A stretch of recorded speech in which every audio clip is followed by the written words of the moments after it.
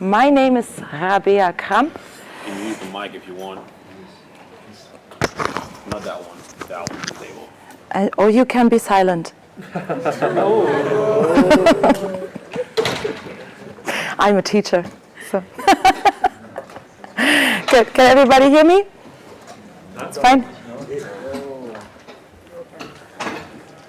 The person in the last row said yes, so. Okay. Before I say some words about my own person, I would like to get to know you a bit. Because when I got the theme and the topic of this workshop, I was like, whoa, in 1 hour. Okay, what shall I do?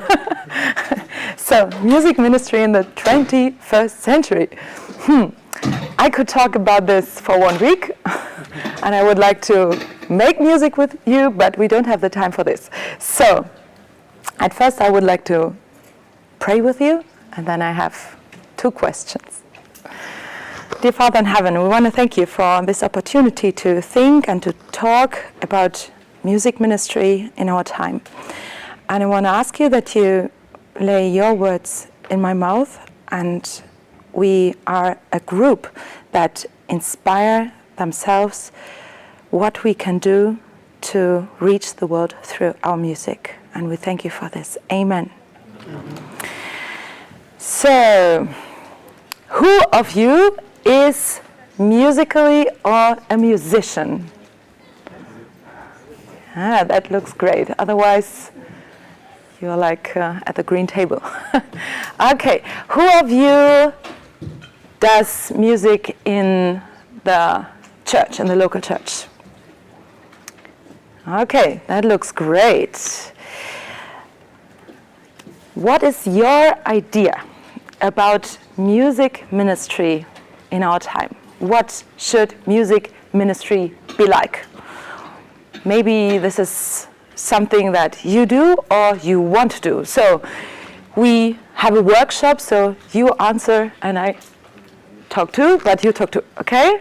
So what is your idea? What are your ideas about what music ministry could be like? Yeah.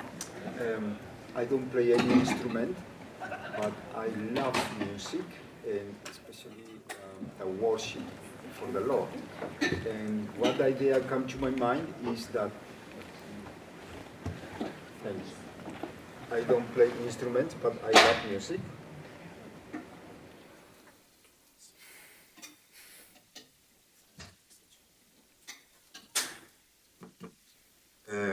I don't play instrument, but I love music, especially regarding the worship for the Lord.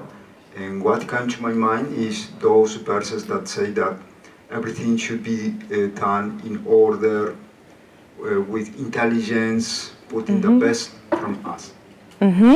That's true. We come to this today, so we should do our best. Yes? Yeah, wait for the mic. Just short. For me, music should be inclusive. What can you explain what you mean? Yeah. Sometimes stuff is played in the church that is interesting for 2 of the 100 people who are present, and 95 don't like it. And then it's not inclusive.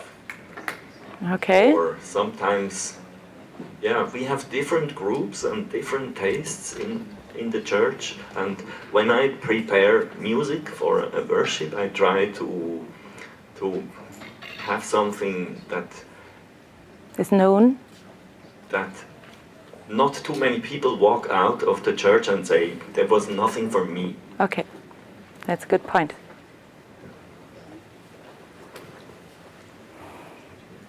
I think music has a unique responsibility to bring the doctrine into the heart. Because preachers, they address the mind, but as musicians, we address and bring it to the heart so we can also feel it. We will talk about this later. Very good point. Anybody else? I think it's also important to, for example, look a little bit about not just about the content of the music, but I think it's very important when we talk about the hymns, for example, that we have really good hymnology and sometimes when we look to those who actually compose the music, they had something in their mind, how this music should be played. And I think that we should study a little bit more about the hymnology, the heritage of the music, and to bring really good music. For example, I saw a ministry, it's called Hymns of Grace. They took all the music, all the hymnology, and they played really, really wonderful. And a lot of people like just touched by these old hymns, but really, really well sung. Yeah. I think that's very important. Yeah, not to forget the old songs. Good. Anybody else? Yeah. I'll add to the inclusivity part. A lot of hymns are usually set in a very high key. I like to find the key that's right for the congregation. A lot of modern worship music is also set for the female voice. And so it's, I want to involve all the vocal ranges. Yeah. We need to think about this. When you analyze the hymnal books of our church from about 100 years ago and 50 years ago and today, you see that several hymn tunes become lower and lower. So in former days, was it a high G? Was nothing. It was in the hymnal book. Today, nobody could sing that. Yeah. So that's true. So people were more in practice in those times. Okay. Yes. One more. Yeah. Can you pass the mic? One point is generally like to be different to the world. I think at some point, because I mean, sure, there's good music in the world too, but if I listen to some even Christian songs and they sound like the same, like the radio stuff, I have a problem personally. But anyway, otherwise it should be fitting to the music should be fitting to the text. Like you said, it's to the heart and the music, and the preacher has the words, yeah, sure, but it should fit together. And sometimes, yeah, it's too maybe too fun and too joyful, the music, Yeah. or too sad, depending. Yeah, so true. Yes, sister. Here's one. Here's one. I think also, what is your idea about what music ministry should look like? I think there is a time and a place for different types of music. And I feel like we have music ministry for like music within the sanctuary for during the divine service. But then there's also music ministry for, let's say, that you create music for Spotify, for example, that goes into the world and that can actually be a real blessing. Or like, I don't know if any of you have heard of Loud Voice from Malaysia. There's a ministry. Very nice ministry. They make so much beautiful music on YouTube, but reaches so many people. And that music is sometimes maybe would be slightly different than the music that I would choose for in a gottesdienst, like the divine worship service. stuff, So I feel like music ministry can have, there's a time and a place for different music, and the goal of the music also affects how we design or create the music or craft it. Very good. Loud Voice Ministry. Print this in your phone and look this up, please. Very good. For me, I think like it does need to be like culturally and contextually relevant, because you're saying 21st century. How's that different to 20th century? How's that different to 19th century? I think one of the interesting things is a lot of people are very nostalgic about old style music, and they think that this is more holy or something. But really, it's a reflection of the time of the day. And so a lot of the actual melodies and styles they took from secular music of the time. And that people don't understand that. And so they think just because it's old, it's more holy or more righteous. But I don't think that's actually true. Yeah. I think obviously you have to be mindful of like worldly music today, but you need to understand the 21st century is different to the 20th century and the 19th century. I recognize some of you are going into the music discussion. I won't do this today. I'm deep into this and I have a bunch of talks about that, but that's not my topic today, but I feel with you. So. Okay, anybody else? Yeah, in the back.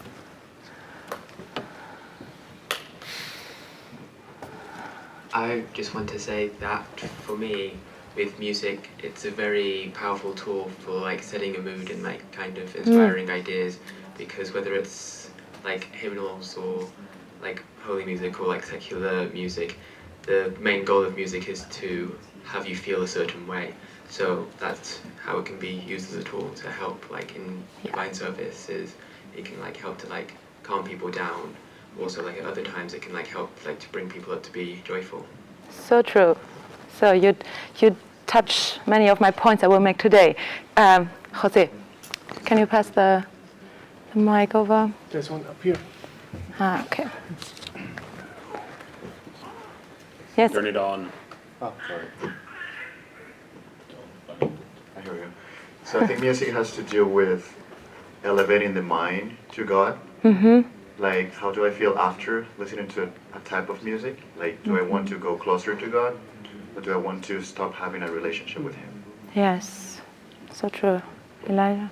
I just quickly want to respond to you. Because I think once you find truth, you don't have to change truth. And if you reach perfection in music, it doesn't matter what the time is, it's timeless, the music. Mm-hmm. Once you reach what music should be like, the purpose of music, to a glory of God, and to bring people to God.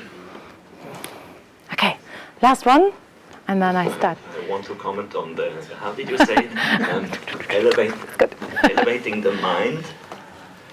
I noticed there is music that helps you to focus. Mm-hmm. It makes you sharper. It makes you attentive. It makes you listen with a clear mind.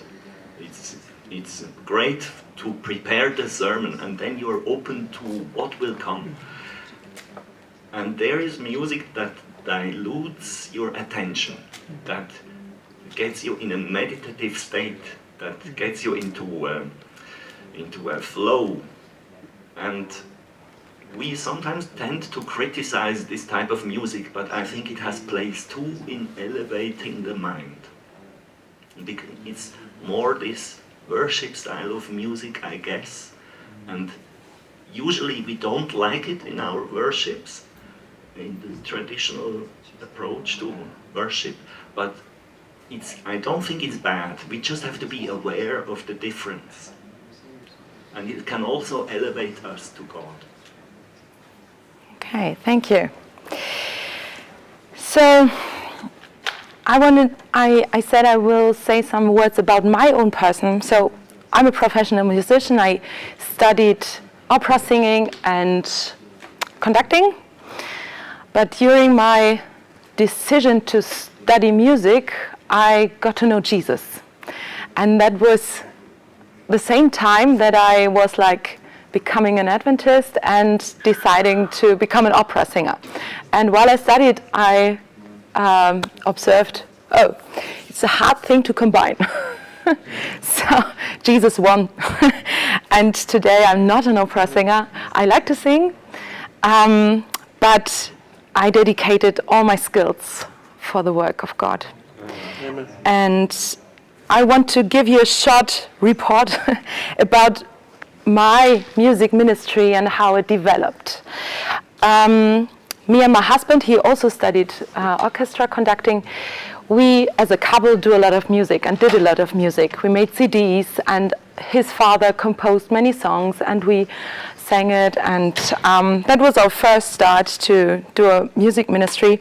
Then, at the age of 22, I founded my first church choir. And there were only 30 or 40 people in the church, and my choir was 10 people. So that was my start. And I collected the first experiences doing conducting.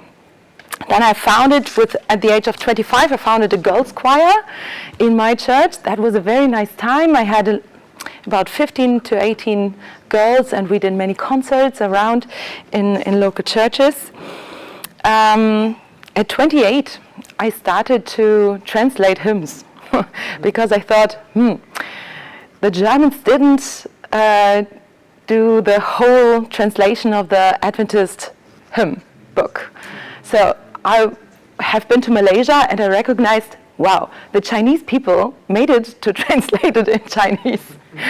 Why could the German not do the same? So I started to translate some hymns into German. At 29, I founded a conference youth choir and chamber orchestra and did many concerts with them and conferences. And that was a very nice thing too. And at the age of 30, I started to write children musicals on biblical subjects together with friends. And this is what I do still and what I will do next week. So we have 50 children and will do our own children musical. 2 years ago, I got a call from Bogenhofen. Who knows Bogenhofen? You have to visit the booth, okay? Bogenhofen is a very nice place, and they asked me, could you do the music on the campus? Teach music, conduct the choir, and I was like, no. So I could not imagine that I'm able to do this work, what I thought is a very high level. So, but we decided, and this is my choir, by the way. This was a concert we did in May this year in a very nice place in Bavaria. So what can you see from this? Ministry, and my husband also has a media ministry. What we observed is ministry starts small and then it grows like a plant. If you want to found a ministry that is big from the beginning, most times it doesn't work. So you start small and you grow as your ministry grows. And your skills grow and your spiritual skills grow, and then God can bless it. That's my observance, and I think it's a very, very important one for all of us if we do music ministry or media ministry or other ministries. What do you think makes a music ministry successful? What do you think would be points that would you do to make sure your music ministry would be successful? I think it's very important. Often we can't understand, for example, we talk about the topic, the hymns and stuff, and sometimes we just think, yeah, actually we know how it should be. But I think that, as I said, when it comes to music, and I saw this ministry that, for example, Hymns of Grace, the balance that they have in the music, because when it comes to music, I think what it makes successful, it's actually the content that you deliver. And that's very important, because you can't just like, okay, we just do the ministry, we think we know what we should do, but the deliverance, the what actually we produce, I think that's very important, because in this that can, how do you call it? You can like really reach, like a really good music, divine music, will touch even the secular people. I remember when I was not, for example, Adventist, I just like hear the music for the first time, and it was so interesting for me, even for a secular mind. I think that's the content. It's really, really important. Thank you. Anybody else? Any ideas? No. Okay. Yeah. Liliana. I think we success in music ministry if we touch the heart and if we draw someone closer to God and reveal His character to the person through the music. Very good point. Yes, sister. Thank you.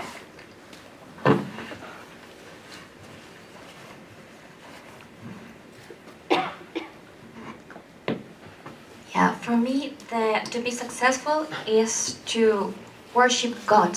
That's the purpose of the music, and just remember that in heaven, the greatest pleasure is to worship God. To worship God.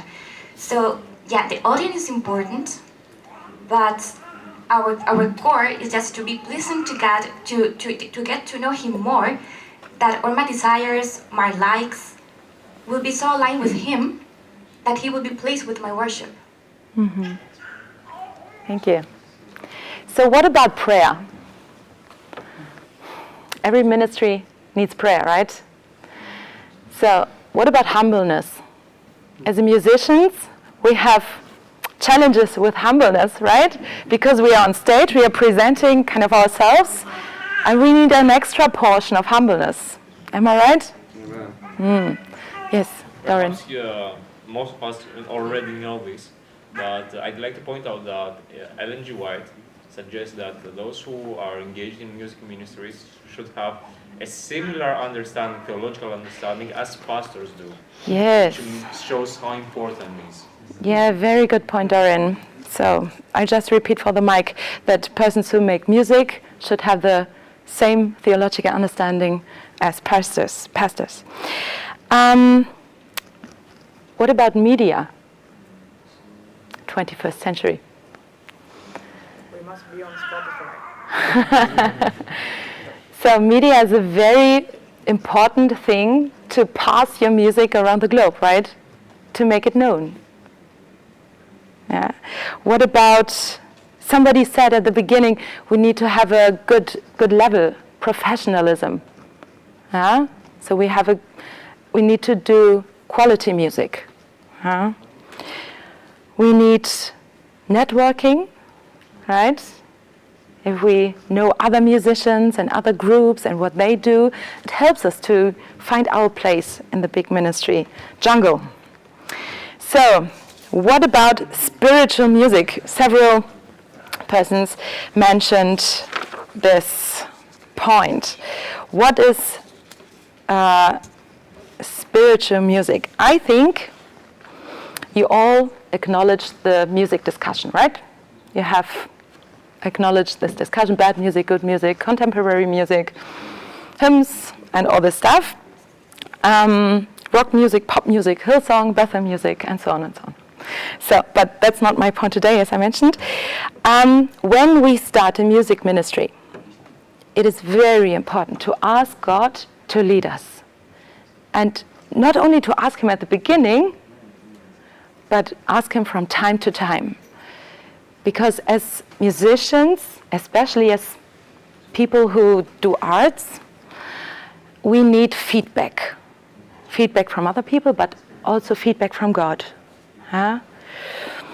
And sometimes it's hurtful, I know, but some of you in this room are very professional musicians, and you know when you study music, critic is very important for you. It's a point where you can grow, and it's not a bad thing. So I recognize when I do critics on other musicians and say, well, think about this or that style in your music, it's always a difficult thing for them to accept. It's the same for me. When people came to me and say this, it's difficult. But think about it and let your heart grow. So, who of you knows the book Evangelism by Ellen White? Yeah. Do you know that she has a chapter in it about music evangelism? Have you read that? Who read that chapter?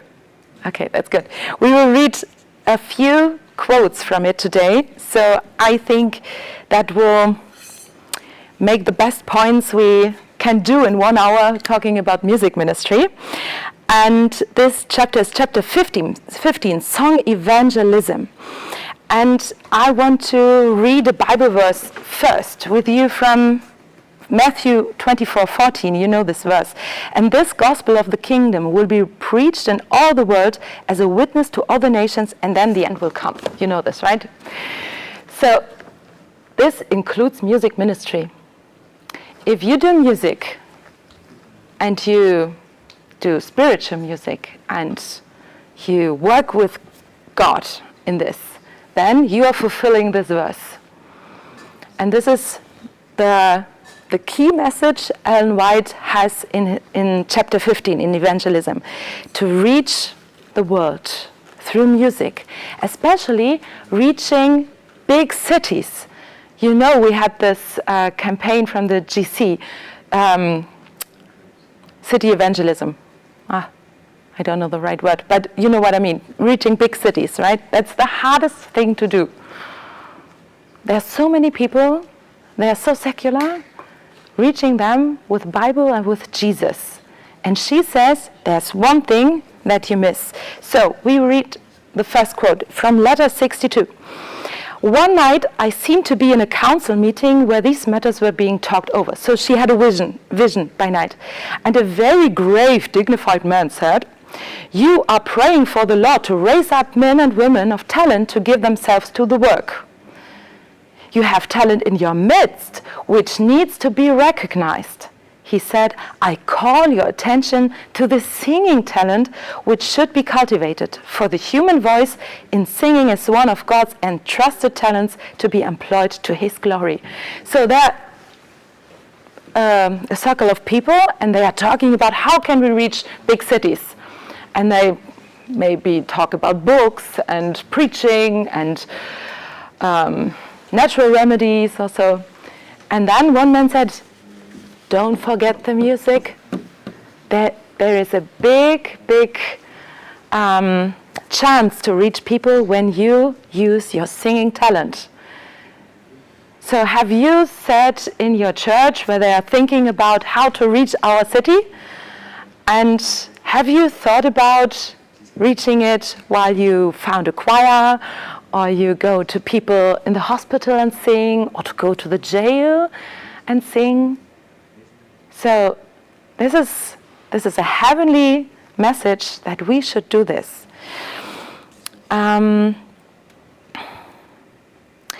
The next is from letter 132. Let the talent of singing be brought into the work. The use of musical instrument is not at all objectionable, so is allowed. It's nice to have. These were used in religious services in ancient times. The worshippers praised God upon the harp and the cymbal, and music should have its place in our services. It will add to the interest. Do you understand the sentence? It will add to the interest. Many of you mentioned it before, that music needs to create a spiritual atmosphere or make our interest in spiritual things grow. So this is the reason what music is made for. There are some other reasons for, like praising God. Okay? But this is one of the most important reasons what music is made for. To create interest in the Bible. To create interest in Jesus. And if our music ministries don't fulfill this, we have to pray for guidance. Let's look at this. Signs of the times. Those who make singing a part of divine worship should select hymns with music appropriate to the occasion. Not funeral notes, but cheerful yet solemn melodies. The voice and the voice can and should be modulated, softened, and subdued. So sometimes we have the impression, our worship services only have like funeral songs, right? You laugh, okay, you recognize this. So, and she said, no, let the songs be cheerful, but solemn. Okay, not like, but solemn. It needs to be, needs to fit in heaven, okay? I don't think that the angels do like. Yeah? So, solemn and cheerful. This is a very nice quote I like. You know the quote from Ellen White that she said we need to spend 1 hour a day about thinking about the cross, right? So I think we all have to grow in this part. But she also says that every sermon needs to have the center in the salvation. The cross needs to be the center of every sermon. But she also says that every song should have the center in the cross, or the cross should be the center of every song. So salvation should be the focus of our songs, what Jesus did for us.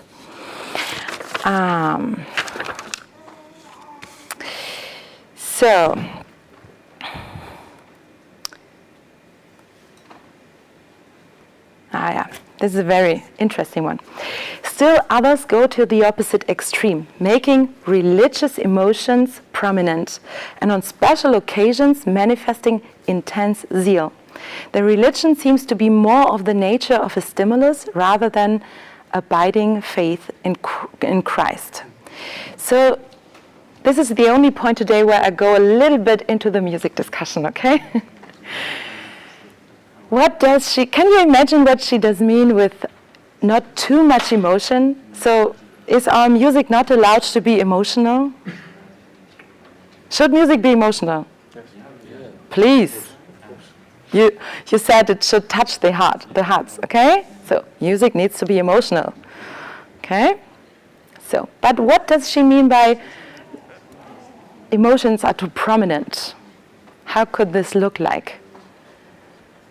Could this be that, yeah? I think generally if the mind is switched off, kind of, it's a problem. I mean, this frontal lobe needs to work. So.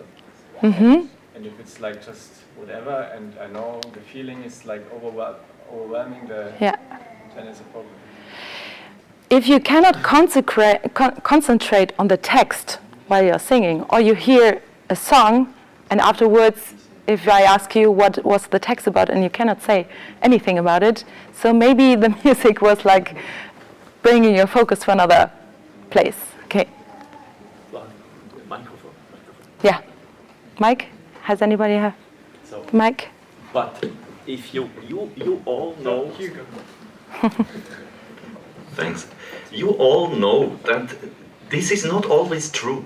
This is what we used to say, but you also know that there are these songs where people just sing, holy, holy, holy, and that's not a really demanding intellectual effort. And that's also not the goal in such a moment. There is also a way of praising God that works not on an intellectual and focused level. I don't want to promote that all our songs are like that. A worship where there is too much holy, holy, holy is not interesting for me. But we have to acknowledge that not all the people are the same. Not everybody is intellectual. And for many people, praising God happens on an emotional level. And there is a type of music that is emotional and not very intellectual. If it's too much of this, it's not good. But if this is completely lacking, it's also not good. Mm-hmm.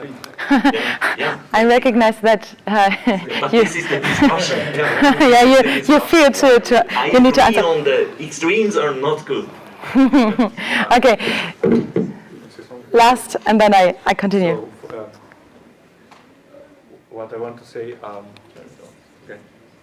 Okay, what I want to say is that, for example, let's look to the Bible. Always, it's about the rhythmic emotion. For example, when you read Psalms, you read David, you see the way that David writes, and just like imagine a little bit how he was singing that. Like we don't know how that sounds, but it's clearly that he opens his heart. Mm-hmm. So it's about the rhythmic emotion and the connection that you have with God.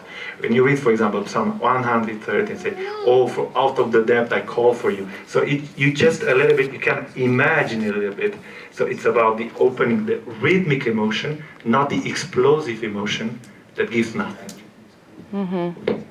So, I'm sorry, I only have 1 hour, remember. I shortly give a very short answer to you. We have churches in other denominations who only function because of their music, right? And they have very emotional music.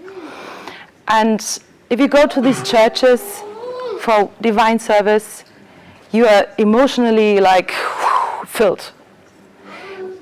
But when the music is over, it could happen that the emotion is gone and the connection to Jesus is gone also, because the connection to Jesus is so linked to the emotional overemphasizement that you don't know if Jesus is with you if the music is not there anymore. So this is an extreme I draw now, but this is a danger I see in this, if it's overemphasized on the emotional part. Yeah. So I forgot one point to make. We talked about funeral music and cheerful music before. So I give you 3 examples. Imagine you have the special music on Sabbath morning before the sermon or after the sermon, doesn't matter. And you're a violinist. And you could do a very virtuosic piece by Paganini. Ah, you are laughing. So, would you do it or not? No. Would it be appropriate or not? No. Because the focus is on Musicians. the skills. Yes, the skills. Okay, second example. You are an orchestra conducting, you have an orchestra for a big conference like this, and you have a special music on Sabbath morning, and you do the Hungarian dance by Johannes Brahms. Da da da da da da da da da. Would you do this? Why not? It's not the time or place. It's not the time or place, okay? It's more like, Direct to God. yeah, doesn't relate. It's like dancing, getting people into movement, okay? Last, you have the same occasion still and have a calm jazz piece with dissonant chords and a psychedelic character. Does it fit after a sermon, like contemplating on the words spoken? Why not? Nodding your head. Dissonance. Dissonance, okay. So what they say dissonance about, do we have dissonance in heaven? Do the angels music with dissonant chords? No? Maybe if it's resolved in the same bar. Yeah. Yeah. So Anne White wrote about heavenly music always being very harmonious and very nice and very soothe, not dissonant. Can you give an example of a dissonance? Can you give an example? Yeah, if you have, jazz has many dissonants, like you have tone 1, 3, 5, 7, 9. That's a dissonant. So If you have, what does it start? So 1, 3, 5 is 1, 3, 5 is harmonious, and the and 7, and the 7 is dissonant. yes. But if you resolve it, then it's fine. But jazz music is overloaded with dissonance, and it rarely is resolved. So it's only dissonant and dissonant and dissonant and dissonant and dissonant and dissonant. So you don't really. It's always you're always in tension. You're not content with me. We talk after. We have exactly. But this is the core. This is one of the core. You mentioned rhythm. This is another field of. That's another field, right? And this dissonance discussion, this is at the core of one of these discussions, and we are confused about this sometimes. I think this dissonance is not so easy to say when is a dissonance and when is not a dissonance. This has a lot to do with your musical education. And if we were to hear, if we were to hear the music they sang in 1840 and 1850, they were singing. You can even see in the old notations, they were using the 1s and the 5, and even the 3 there was. Yeah, I know. They were using the 1s and the 5. And the 8. Yeah. Yeah. 3 was dissonant. I know. So it was dissonant, and now nobody would consider a 3 as dissonant. It's a matter of education. No. Everybody who's not professional musician could hear a dissonant. Everybody. My son, who's 3, can hear what is dissonant and not. So it's like a dissonant, and help me, who are native speakers, is a syncope in English. Syncope is not sin. Okay, syncope is not sin. But if you have pieces who have syncopes all the time, then it brings you into, like, let's dance. Yeah? If you have pieces with dissonance all the time, you cannot relax. You cannot, it's not soothing the soul. Yeah? It's the amount of these things. It's like the salt in a soup. You don't eat salt soup.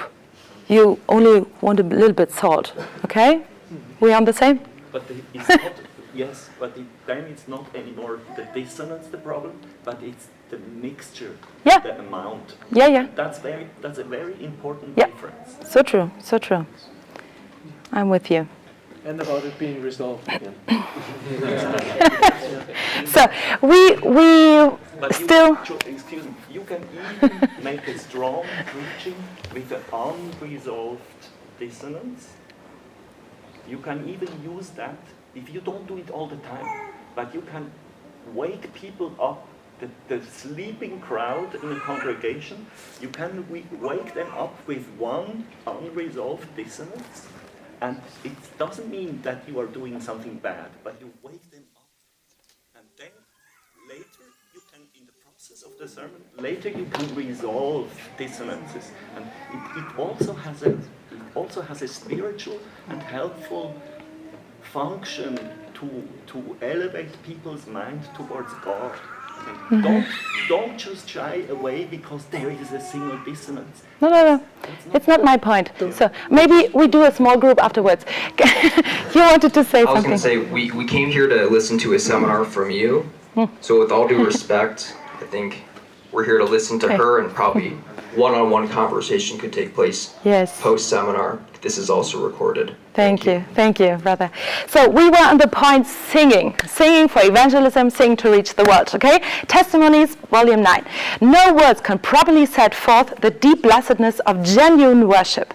When human beings sing with the spirit and the understanding, heavenly musicians take up the strain and join in the song of thanksgiving. This is one of my favorite quotes because it says, when we do music which fits heaven, the angels who are around us, we cannot see them, they take the strain, going to heaven and continue our song in heaven.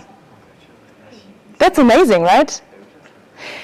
We sing, they take the song, sing like they fly to heaven, and continue in heavenly chords our song. It's amazing. I get goosebumps.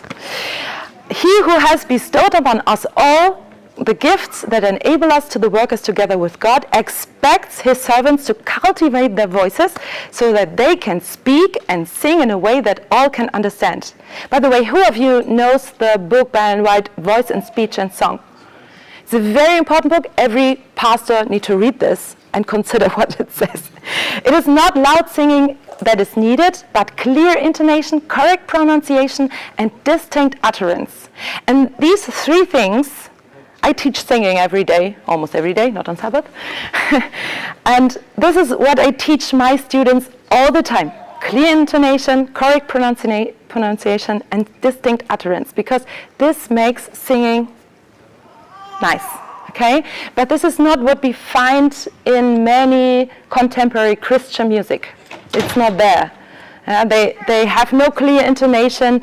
Maybe they don't pronounce that well.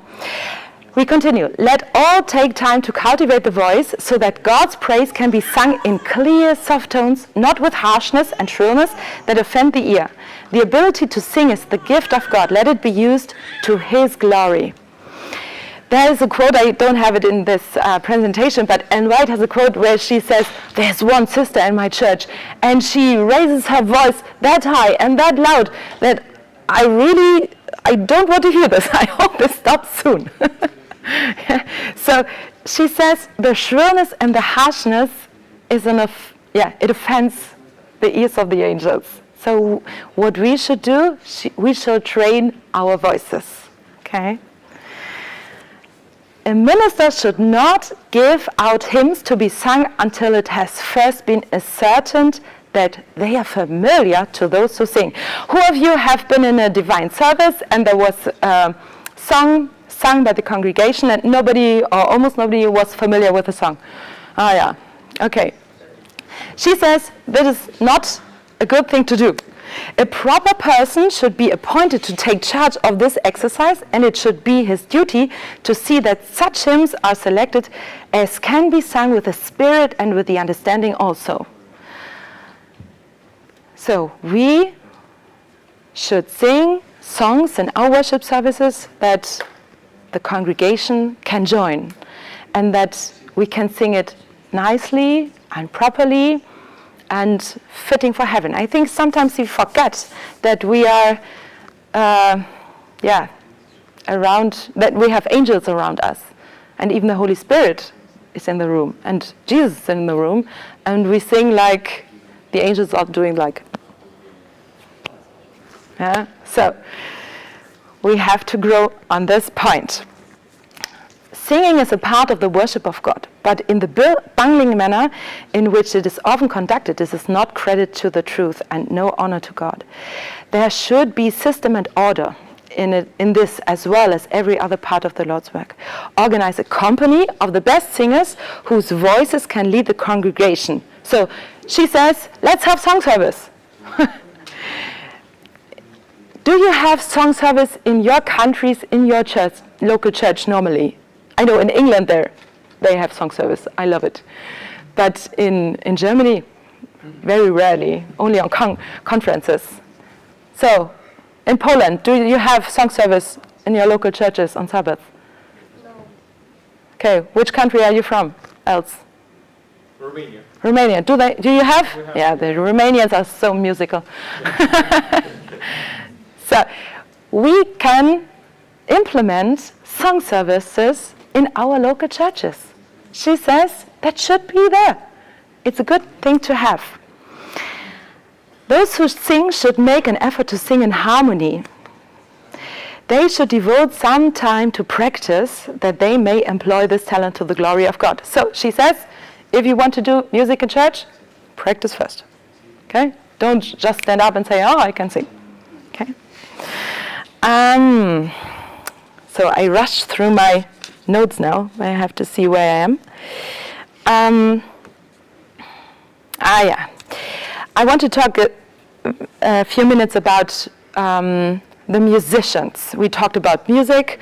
Now I want to talk a little bit about musicians. If you are in a very small church and you don't have a piano player or organ player or guitarist, and there's nobody who can accompany the congregation while singing, she says, do not hire worldly musicians if this can possibly be avoided. Gather together singers who will sing with the spirit and with the understanding also. It's more important to have musicians or lay persons who try their best to do music in church than to have professional musicians. Maybe sometimes it can be avoided, but she says if it could be avoided, do this. There's nothing more offensive in God's sight than a display of instrumental music when those taking part are not consecrated. And this is not only for worldly musicians, that is for us. That quote is for us. When I do music in church, do I pray? Do I go to my special music as I would go to the Lord's Supper? Did I ask for forgiveness before? Do I have a clean heart when I do my music? Before the sermon, after the sermon? Unconsecrated are not making melody in the hearts to the Lord. The offering most sweet and acceptable in God's sight is a heart made humble by self-denial. And somebody said at the beginning, the musicians should understand as much as the theologians. So I think this quote fits well. We need to humble and we need to understand what we sing by lifting the cross and following Jesus. So there's a high level for the persons who make music in church. It's a very high level. Not so much in the skills, but more what is in your heart. It's more important for God that you are consecrated than that you have the highest level in piano playing or violin playing. Yeah. So I want to talk in the second part, that's a shorter part, a little bit about practical help. We watched all the quotes and talked about spiritual music and a little bit too much about the music discussion. But now I want to give you some practical help. concert programs. Who of you have designed any concert program so far in church? Okay, that's good. I want to give you an idea what my idea is about concert programs. So I made a lot of concert programs for the worldly things and a lot of concert programs for church purposes. When you go into a sermon or you sit in a sermon, there is a structure in the sermon, hopefully. Yeah. So, and afterwards, if I ask you what was the topic of the sermon, if the sermon was good, you still remember, right? And if there was like a mixture of everything, you say, oh, it was a nice sermon, but I cannot remember the main point. And I think it's the same for concert programs. I like to have a main focus on a theme, what I do the program about. Give me some themes.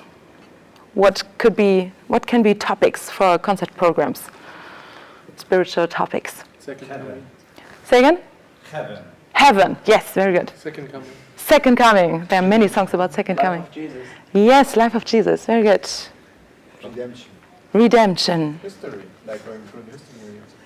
Yeah, that would be a very long concert. Can I just listen to them? Yeah. Justification and resurrection. Yeah, justification, there are only a few songs maybe. Okay, what else? Africa Day. African Day, like a cultural day. Yeah, now I understand what you mean. Yeah, okay. Creation?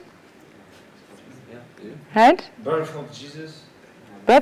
Christmas concerts are always on the same topic, right? So what I do on Christmas, some year I concentrate on the shepherds, one on the wise men, and one on the angels, and so you can differ. So I like to do programs to have a kind of a main topic and tell a story. And I think you have visited concerts where people talk through their pieces. They read Bible verses or passages from Ellen White, and I think that's a very good thing to do because it draws the attention of the hearers not only on the music but on the words too. So I really love this, or to have a little small sermon within a concert. So we talked a little bit about media. So we have skills, technical skills that are not written down in the book Evangelism because Ellen White didn't know about them. But we need to use them to spread the gospel through music. You can't put your music on Spotify, on YouTube, and on all these platforms and get to know them.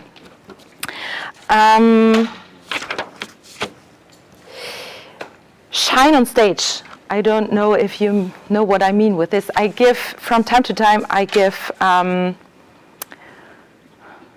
trainings how to behave on stage. It's very funny all the time when we do this because you can do so many things wrong. Shall we do an exercise of this? Yeah. Okay. Can I have a volunteer? Yeah, come on. So, could you please read a Bible verse or just give it from memory? Just tell. And I do something staying next to him and you tell me what I did wrong, okay? Just any Bible verse. Any Bible verse. John 3:16 or so. Jesus wept. I've got the one in front of me. This book of the law. You talk to them like being on a stage, okay? Okay. Like a pastor on Sabbath and. Okay. This book of the law shall not depart from your mouth, but you shall meditate in it day and night, that you may observe to do according to all that is written in it. For then you will make your way prosperous, and then you will have good success. Amen. Amen. What did I do? Just looked around. Yeah, I took the focus from him on me. although I was not in charge to do anything, right? This is something that happens from time to time. You did a great job. Thank you. You can sit down there. So when I do trainings, I do partner work, and people have to do this in front. The most important thing I always tell my musicians in my choir orchestra is, please smile on stage. Please smile on stage. As Europeans, we are like, and as Germans, we are like, okay, we need to be like Americans. A little bit. Can you give general guidelines? General guidelines? Yeah.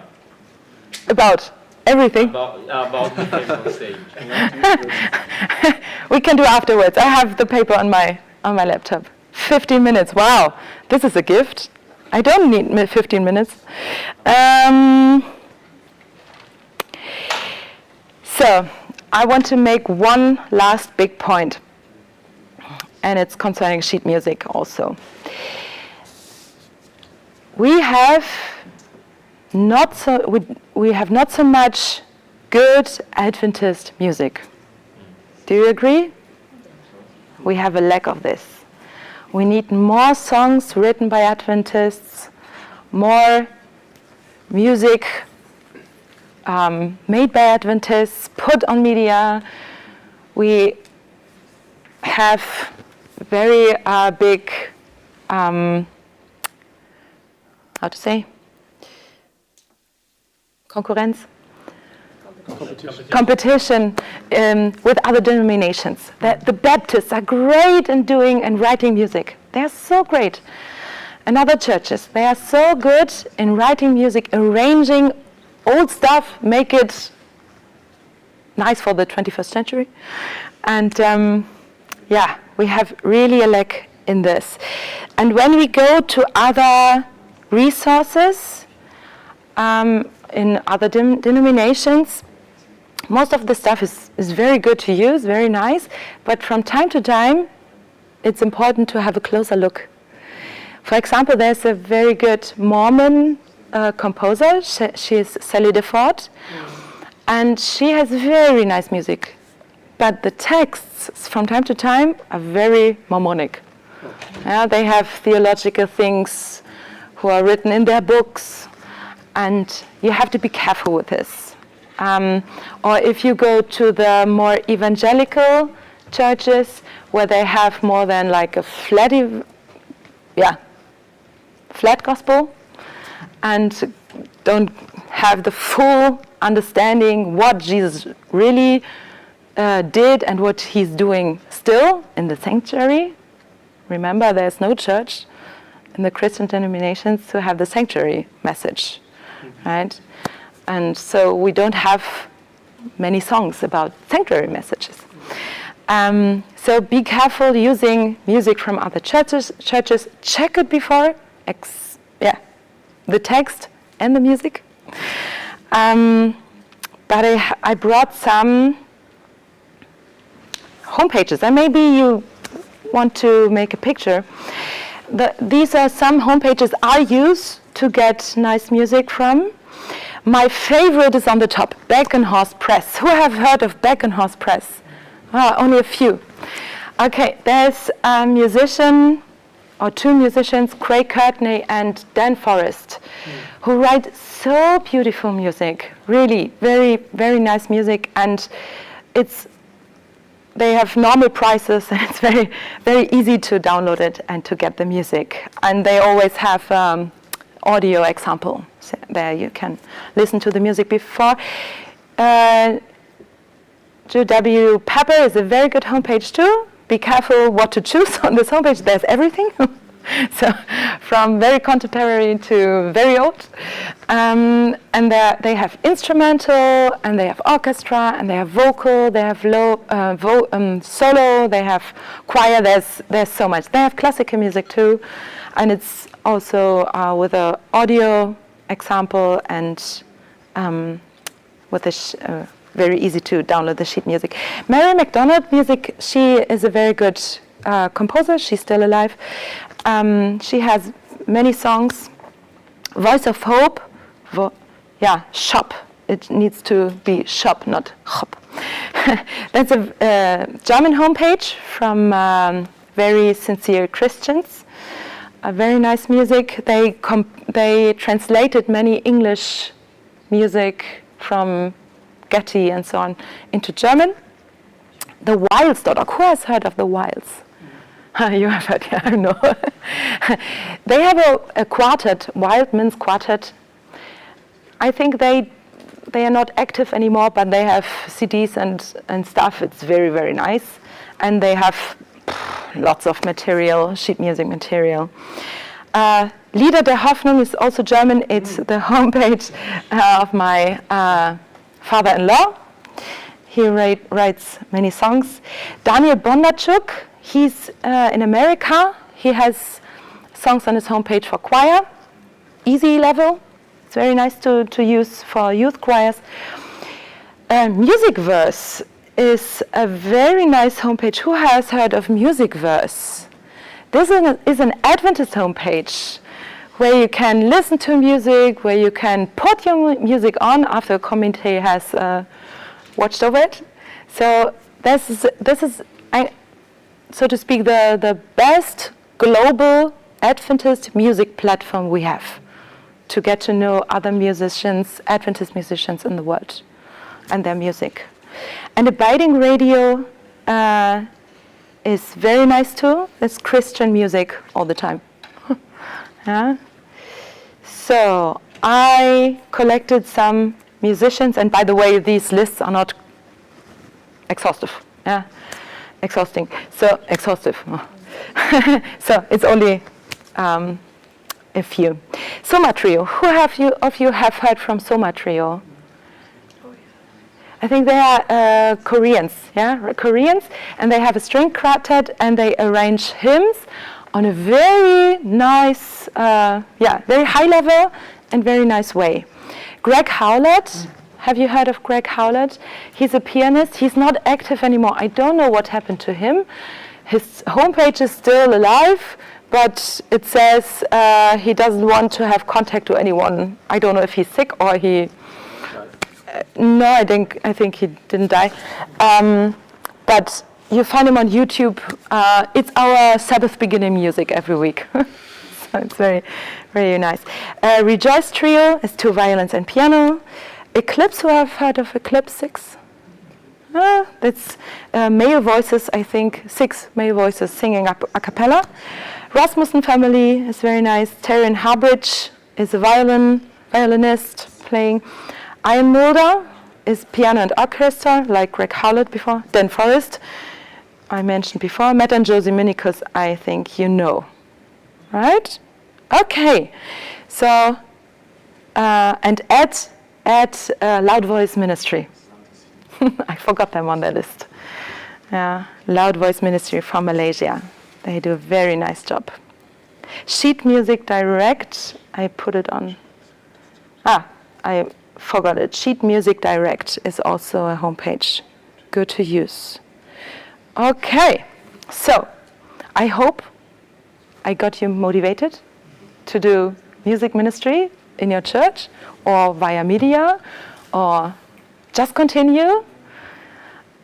Do you have any questions? Yes. Yeah, on the last point, you were talking about sheet music. About what? About sheet music? Yeah. Do you think, if possible, churches should have the musicians play by ear to have more musical freedom, or do you think sheet music has its value? If you sing, it's always better to sing without sheets before you. Yeah. If you play, it's most common to have sheet music before you. You're right, you are more free. As a pianist, it's better to play without music, but if you have an orchestra, so you... Yeah, with orchestral music. Yeah. If you're a soloist, it's always better to let the sheets loose. Yeah. There is a common question that maybe somebody asked us, but I would like to ask you, when somebody asks you, are you conservative or are you progressive? Let's say? Progressive. How would you answer this question? I love heavenly music. Yeah. So I like Bach. Amen. So last week I have been to Salzburg Festival and listened to Johannes Passion. That touched me so much. I cried in this concert. That was touching me so much. So maybe this is very conservative, but I sing songs that are from the 21st century. So maybe it's progressive. So I have the aim that the music fits to heaven. That I think, okay, the angels would join my music and put it up and continue the song I sing up there. I think that's the best thing to do. Yeah, first.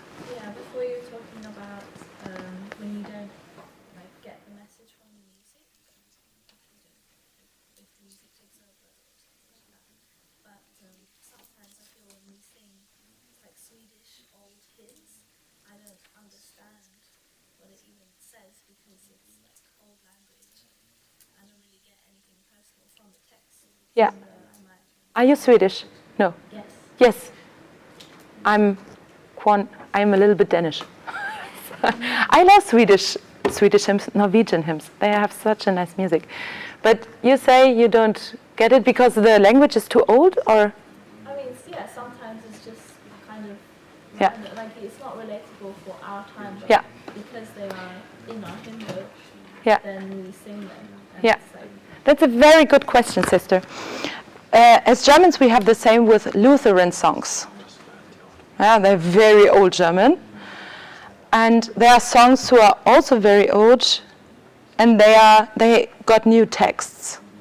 And I think from time to time, thank you so much, from time to time it's good to have a few percent heritage in our songbooks, but not all the songbooks from the Middle Ages, okay? So as a musician, I have a big overview about all the centuries, all the different styles of music. And I like to sing Ein feste Burg ist unser Gott, da dun dun dun da da. I like that, but I know many people don't like it, as somebody mentioned before. Yeah, some people are touched by the music, but the majority isn't. So I think it's like, I always give the example with the soup, okay? If you compose a soup and you want to have different vegetables in it, and you only put carrots, maybe it's boring. But if you create a songbook, it's nice to have different centuries, different styles, different language styles. And I think it's very important to give some songs like a modern language. I'm totally with you. The Austrian songbook did this. They chose many old German songs, and they adapted the language. So I like that. It's important from time to time that we feel okay. That's our language. Okay. Yes. I was just wondering, you said you teach singing, and I experienced one time like a short. You taught me a little bit at TGM, and you taught me. And it was so helpful. And I was wondering if you provide classes, or like if somebody here would like to learn to sing, do you come to Bogenhofen? I teach there. Okay, then we know where to. That's the invitation. Come to Bogenhofen, then you get singing lessons. Okay. I mean, my question is about like the type of music they played in the Bible. Mm-hmm. It's obviously very different to now. I think the music we sing is a very specific time period of style, as you would know, which is this from 1600s to, I guess, 1850s. And if I've got nothing against that, by the way. I'm just saying it's interesting how we make some music spiritual, but it's based on Reformation. Yeah. And you look at Bible principles, you look at what David probably sung on his harp. Yeah. It's obviously different to now. So there is subjectivity in style. Mm-hmm. I don't think we think about that properly. I don't know what you think about that. Yeah, that's a very good question. I don't have even enough time to answer it. And a very interesting thing from the Bible is, you mentioned David's music in the sanctuary. He implemented it, he invented it, he composed it. And the sanctuary was destroyed, and then in the time of Ezra and Nehemiah, they rebuilt the sanctuary again. What music did they use? David's music. Yes. It was centuries after that, but they said, wow, let's use the old music. And that's a very interesting thing. They didn't invent new music like for their time. They said, no, we want this music because it has a print from God that it is good music.